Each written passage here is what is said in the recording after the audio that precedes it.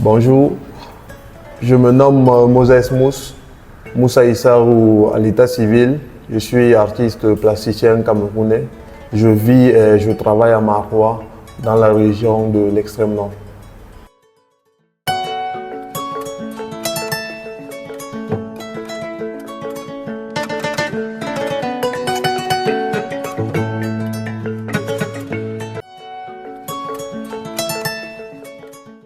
Issu d'une famille, d'une fratrie de 12 enfants, j'ai eu cette chance-là de voir mes aînés exercer dans des métiers d'art et de l'artisanat aussi. Ce qui a un peu influencé, si je peux l'appeler, ma pratique artistique dès le bas âge. Je faisais des dessins comme tout enfant, bien avant même d'aller à l'école. Et comme j'étais le benjamin de la famille, je passais beaucoup plus de temps avec mon papa à la maison. Et il a un peu influencé aussi ma décision avec le temps, puisque son vœu, c'était de m'inscrire dans une école d'art, chose qui n'existait pas dans ma région, à l'extrême nord Cameroun. Et juste après les études secondaires, j'ai commencé un cursus universitaire, mais malheureusement pour moi, je ne me retrouvais pas. J'avais commencé avec les lettres françaises. 3 ans passés, j'étais obligé d'essayer de retrouver ma place, quoi. Et c'est là que j'intègre des ateliers de sérigraphie, de calligraphie, des ateliers dans lesquels j'ai eu mon premier contact avec la peinture. La peinture, la peinture, pas la peinture professionnelle, mais la peinture pour des travaux de sérigraphie et calligraphie. Et c'est là que j'ai découvert qu'en fait, il n'y a pas une très grande barrière entre la sérigraphie et les arts plastiques. Je me suis donc lancé et j'ai rencontré des amis, des collègues, de grands frères là-bas à Maroua, au club art plastique de l'université. Et c'est là que je commence à m'imprégner davantage dans ce domaine-là, où je me disais que enfin j'avais trouvé ma place. Durant ma formation dans des ateliers de sérigraphie et calligraphie, j'avais un peu cette chance-là parce que j'étais le seul employé qui avait des capacités en dessin, ce qui me donnait un peu plus d'avantages par rapport aux autres. Puisque chaque fois qu'il y avait des travaux de dessin, que ce soit sur les pancartes ou sur les murs, c'est toujours à moi qu'on faisait appel. Et ça m'a permis d'améliorer ma technique de dessin, ma technique de peinture, jusqu'à ce que un jour je me décide à travailler sur la toile. Ma première toile, je me rappelle, je savais même pas ce qu'on appliquait pour préparer une toile. C'était, je crois, avec de l'amidon que j'avais fait ma part. Ouais. Et avec le temps, je fais des recherches, je fais des rencontres, des grands frères et tout.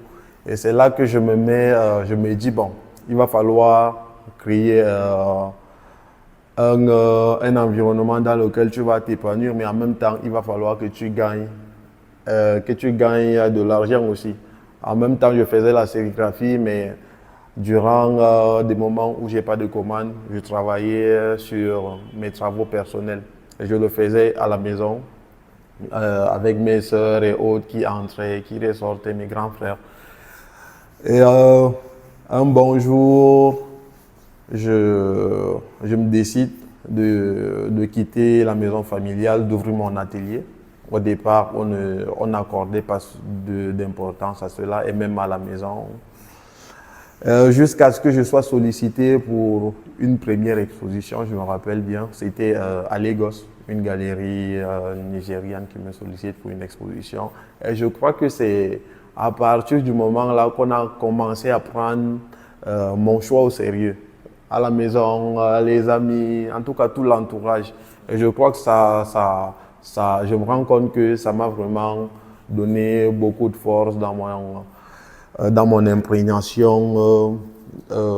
imprégnation artistique.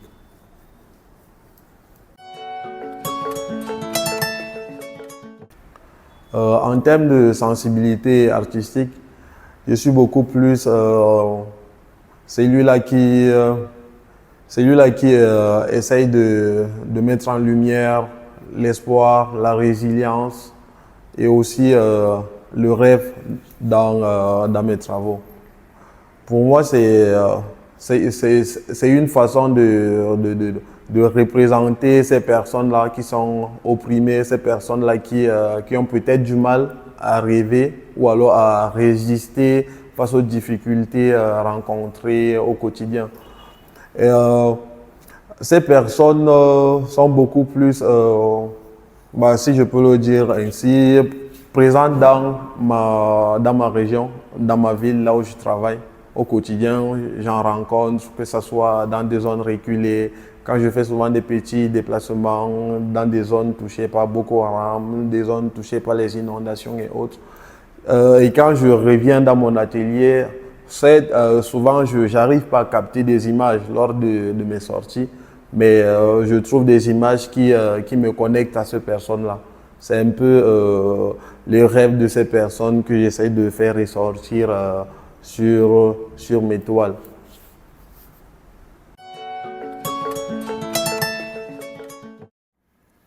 L'un des points principaux de ma pratique artistique, de ma démarche plastique, se trouve au niveau de la technique.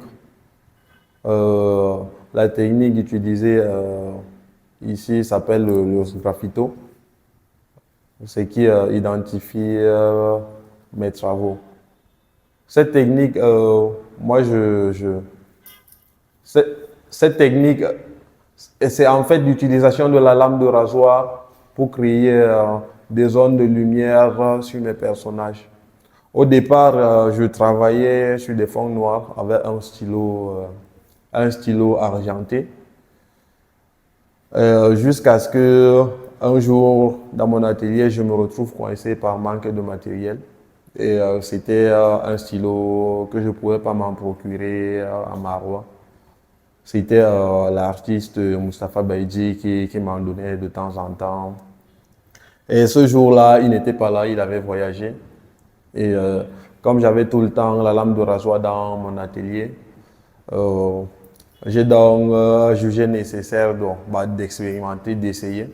Je me forme noir, c'est là que je prends la lame de rasoir, j'essaie de gratter, ça me donne une coloration blanche, une coloration un peu grise. Et bon, avec le temps, je me décide de me lancer à fond, de pousser beaucoup plus ma recherche.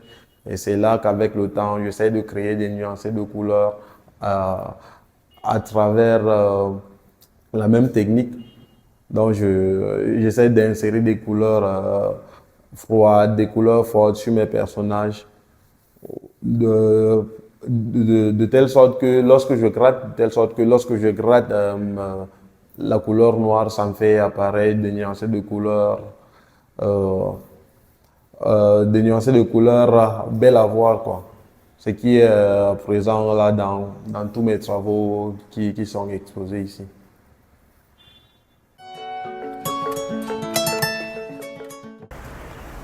M'inspirant de mon entourage, les artistes qui m'ont vraiment poussé à la création, les artistes qui m'ont inspiré, les tout premiers sont d'abord des grands frères issus de ma ville natale, Maroua. Je pourrais citer quelques-uns d'entre eux, à l'instar d'Aliou Moussa, Moses Saliou, un grand frère aussi, artiste peintre, Meko Bedjou. Oui, c'est un peu cela, mais en même temps, j'ai aussi un pote que je ne vais jamais oublier parce que il m'a beaucoup apporté dans la production, que ce soit en termes de matériel et autres, Mustapha Baïdji Oumarou.